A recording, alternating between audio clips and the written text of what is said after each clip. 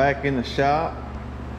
Gonna do a little bit of explanation, conversation on just some basic alignment, front end, philosophy, thinking process, just kind of go over a general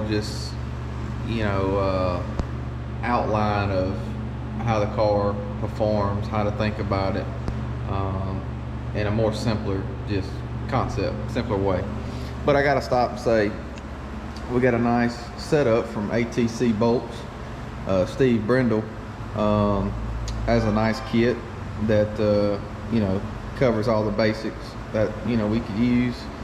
And if you need some nuts and bolts for whatever application you got, he's got a nice setup. Give the man a shout, he'll appreciate it. He's a racer like everybody else.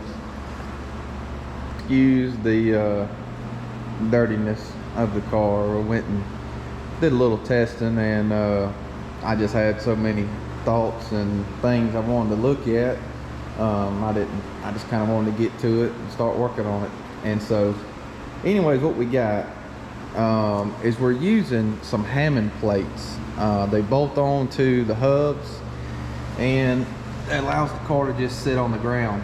I know probably a lot of y'all have seen them.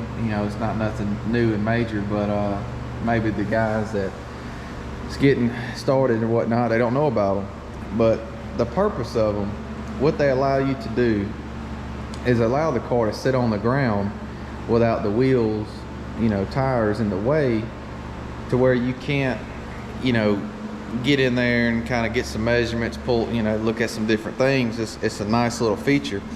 And the way they're set up is they got notches here, front and back, on both front and rear plates. And of course you got the center notch where you can hook your tape measure. Well, what's nice about that is, first off, with the front end, you can check your toe, like, pretty self-explanatory. But the rear end is nice because sometimes you might get a wreck, you might have an incident to where you're not really sure if it's bent or not. And there's some other ways people should check them, but it's kind of hard. Well, with these, you can easily pull a measurement front to back to see if your axle tube, the snout is bent or not. So that's another big kind of off the bat deal you can do. The other big thing is the actual I don't know if I'd say lead or trail, but just simply seeing what your wheelbase is on my bad, my buddy Montana called. I had to take that phone call. He gonna call about once every 9 months. But anyways, the deal is you gotta be able to know what your wheelbase is sometimes, because people gets to jacking around doing different stuff on their full bars, lengths, positions, the whole 9 yards. Well, they're changing so much wheelbase that there's no way to know like where you're at, what you're doing, and how it's affecting. I mean, there's just so many variables there. So it's good to get that reference to know, all right, standard, bar locations, drop, the whole 9 yards, put the car in posture, and just see what we got at that point. And there's no special number. There's nothing that's like, oh, we need to be dialed in at this point. All this stuff is just a way so you can develop a spectrum to go from one extreme to another. If you got your car at this particular number, this wheelbase, like, well, it felt pretty neutral, but I could have been tighter. You want to get to where the car feels you're barely able to make the corner, without putting wheel into the car. That's where you're gonna get maximum speed. So you kind of want to have that reference point to know, all right, we can go this far, and it still was able to steer and still felt drivable, or you're like, well, we're just too tight, I can't make the corner, I gotta stomp the brake, throttle it up, in order to make the car, make the circle. So anyways, that's kind of why these plates to me are real nice.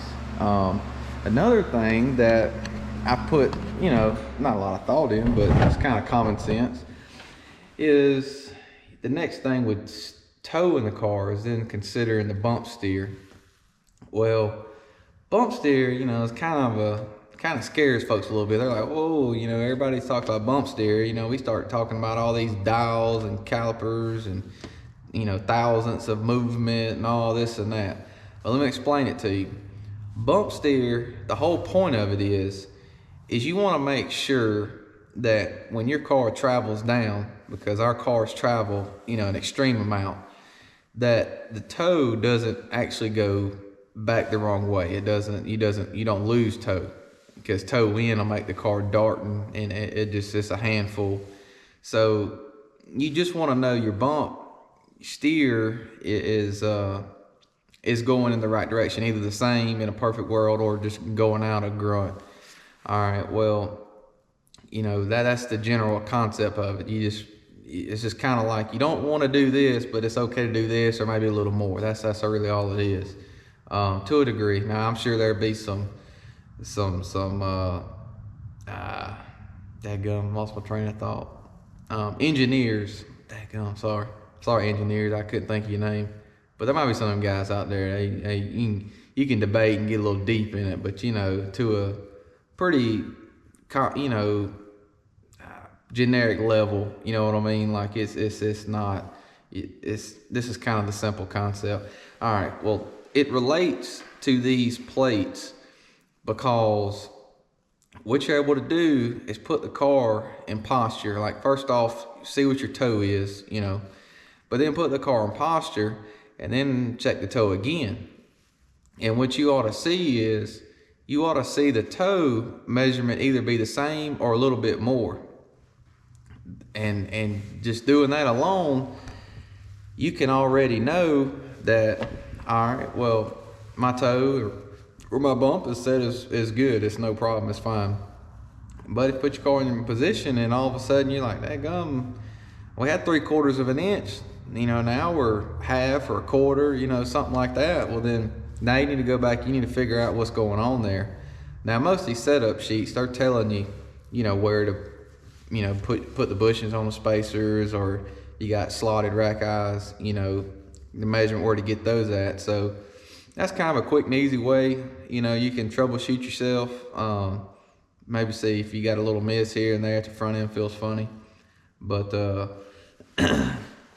trying to think, you know, I mean, there's a lot of things that these plates are really useful for, and I just think they're just a really creative, you know, tool to have. And by the way, they're like 300 and something bucks, I think. I can't remember, but I mean, compared to what you can spend on this stuff, you know, tools you can have, I mean, they're pretty inexpensive.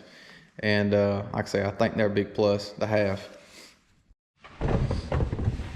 All right, so another area that's pretty critical that people kind of gets a little off is camber and caster.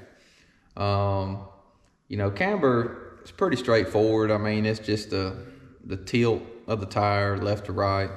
You know, it's pretty self-explanatory, and the way you measure it, you know, is, like I said, it's kind of hard to get off.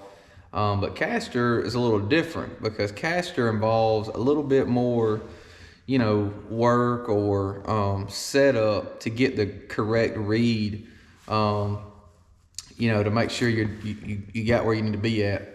And so one of the biggest things that I see is guys that you know, likes to do it on the jack stands, or likes to, you know, kind of shortcut a few little things, so they don't really necessarily have to put the car in like race trim, you know, to do this measurement. The problem is, you know, 9 times out of 10, the manufacturer, you know, pretty much achieved what camber and caster they want based on the car and true race trim. You know, that's kind of the whole point of it. So what you got to consider is the way you get your measurement needs to be the same process that they do, because you're not really sure what variables can be involved to alter your output, you know, measurement. And what that means is, let's say hypothetically, you just assume that, when you're trying to set your car up on jack stands, you're like, well, if I make this frame rail 0 degrees, where I know this should be flat, because this is probably flat in the jig, then I should be good. I don't have to worry about it.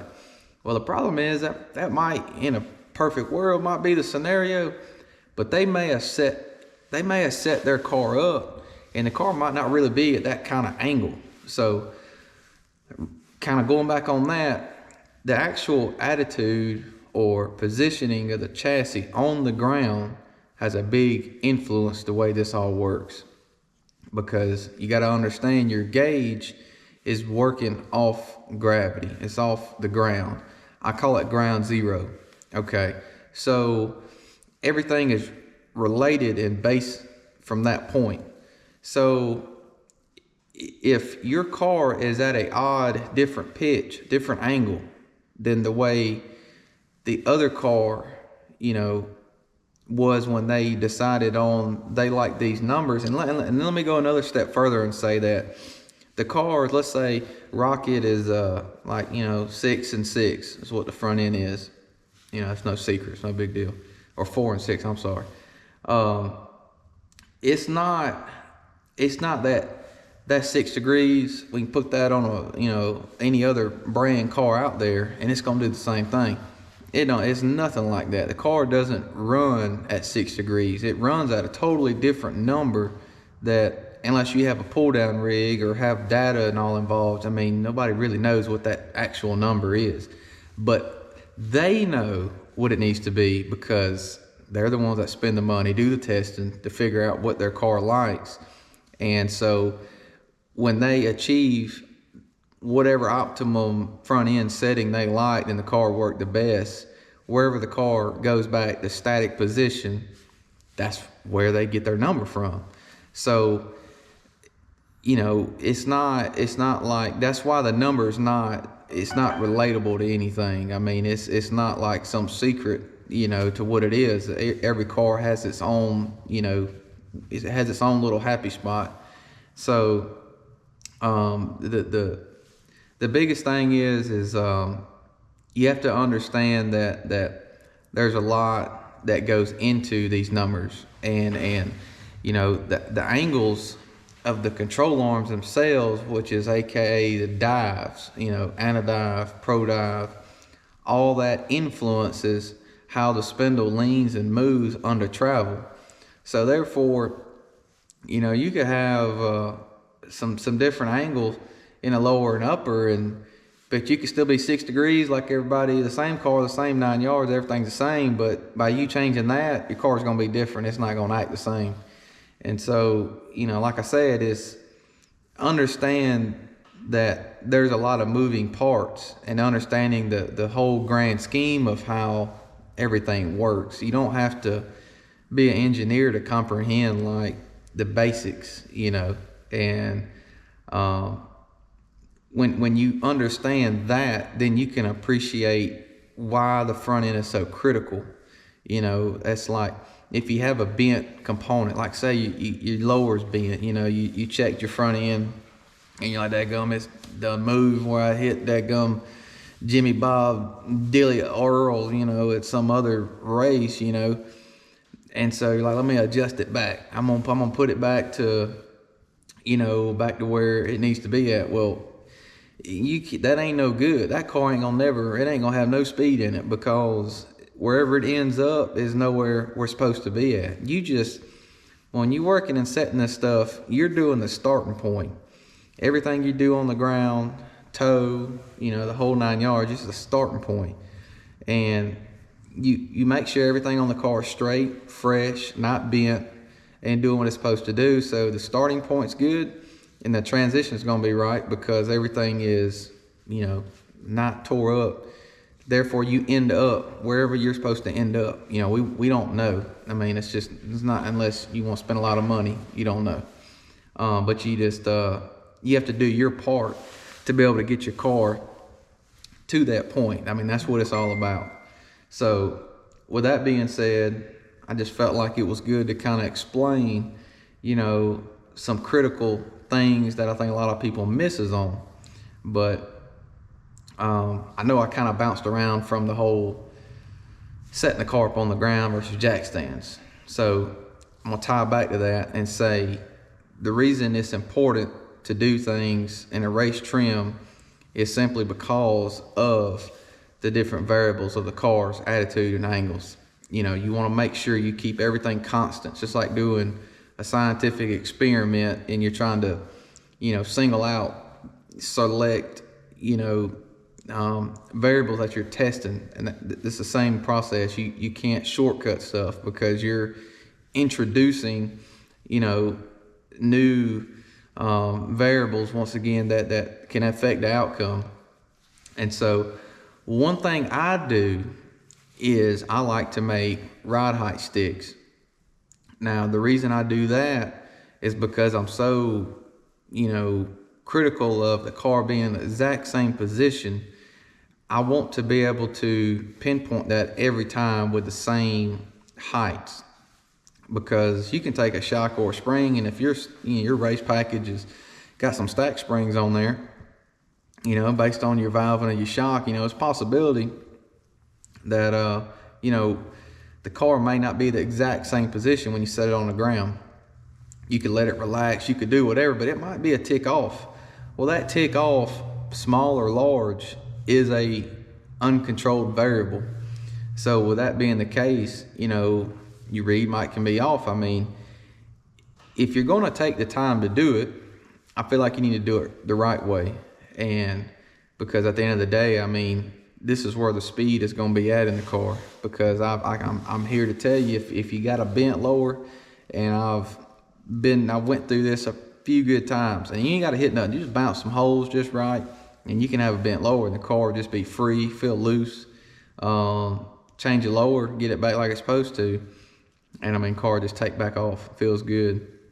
So what I'm saying is pay attention to your front ends.